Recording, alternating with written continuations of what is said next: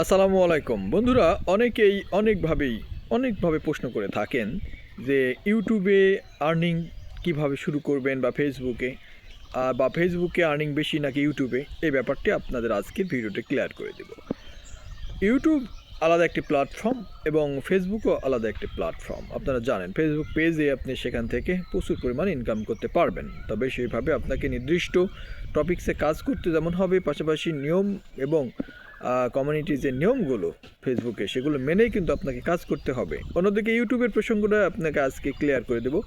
ইউটিউবে যেমন প্রথমে আপনি চ্যানেল খুলবেন, চ্যানেল খোলার পর ইউটিউবে যে ক্রাইটেরিয়াগুলো আছে পূরণ করতে হবে। পূরণ করার জন্য আপনাকে 4000 ঘন্টা ওয়াচ টাইম, 1000 সাবস্ক্রাইবার এটা লাগবে লং ভিডিওর ক্ষেত্রে মনিটাইজেশন করতে হলে। অন্যদিকে শর্ট ভিডিওর জন্য আপনি অন্তত 10 মিলিয়ন ভিউজ থাকতে হবে, তাহলে কিন্তু আপনি ক্রাইটেরিয়া পূরণ হলে আপনি ইউটিউব চ্যানেলের ইনকাম শুরু করতে পারবেন।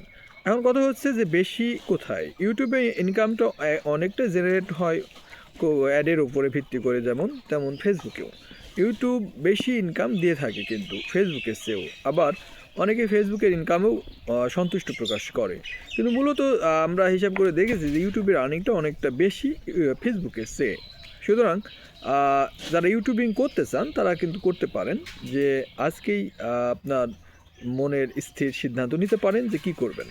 তবে ইউটিউবিং করার ক্ষেত্রে আপনাকে নিয়ম মেনে কাজ করতে হবে।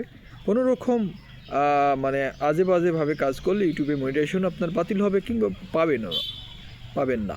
তাই সুতরাং আপনি এখন শুরু করতে পারেন আপনার ইউটিউব জার্নি। ধন্যবাদ, আর সাবস্ক্রাইব করতে ভুলবেন না।